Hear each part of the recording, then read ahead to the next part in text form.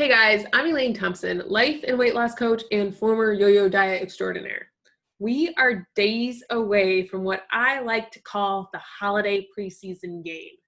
Here's our chance for a practice run to get any kinks out of the system before the festivities start in earnest. That's right, we are just days away from Halloween here in the US and all the candy you could ever want in a big bowl just waiting to be snatched up. I mean, come on, it's bite size, right? Just one won't hurt. Except as my clients can tell you, that's just not really how sugar works.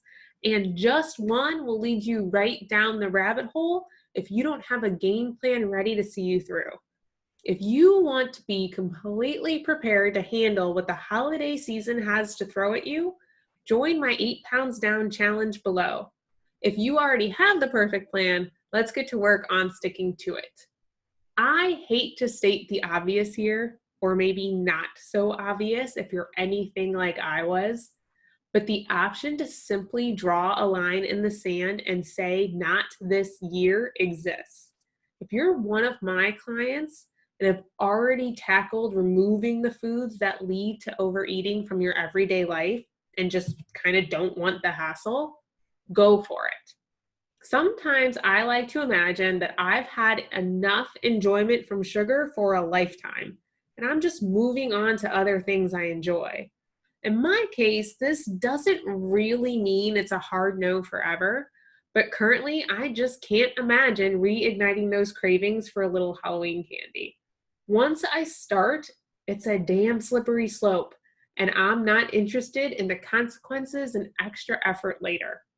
If you haven't gone through one of my challenges, maybe you don't really feel like that candy hit is optional. I used to feel like the pull of sugar was undeniable. And to be honest, I've eaten enough sweets to make me feel sick on more than one occasion.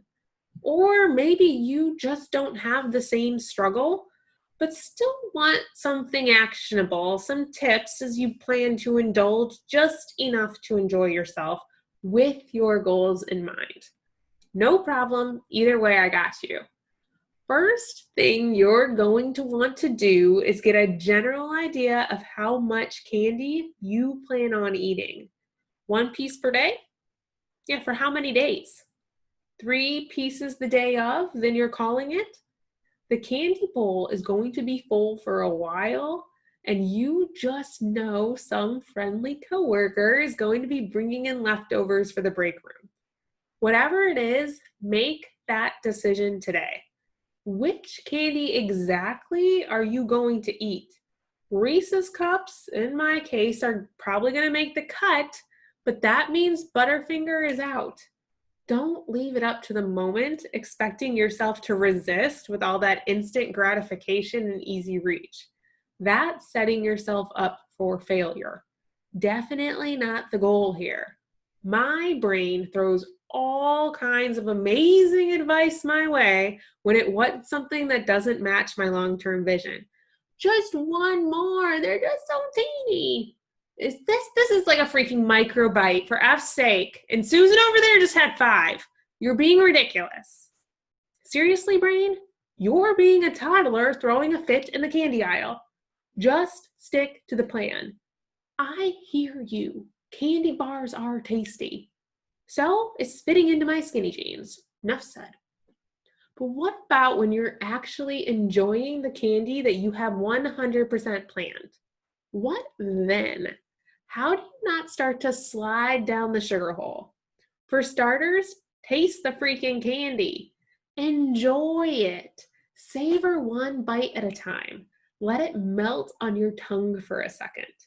Rate it on a scale of 1 to 5, 5 being the tastiest ever, 1 being no big deal.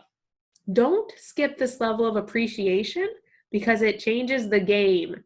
Go through the exact same process again for bite 2, and then again for bite 3. By bite 4, notice anything? What started as a 5, your taste buds are starting to adjust to. As the rating decreases, reevaluate how much you actually want to keep eating. Stop when you've had enough of that particular pleasure. There's no rule that says you have to finish what you started. despite what we were told as kids at the dinner table. Now that you recognize how long your enjoyment of the particular treat lasted, store this information away for next time. Use it to decide if that candy makes the list in the future. If you're going to enjoy yourself, might as well make sure you love the experience. I hope these tricks help you navigate the Halloween candy overload, and you can continue to flex your new planning muscle at the festivities to come. If you want to set your holiday season up for success this year and get out ahead of those New Year's resolutions we're all going to be making, join the 8 Pounds Down challenge through the link I included below. It's going to be like nothing you've ever tried before.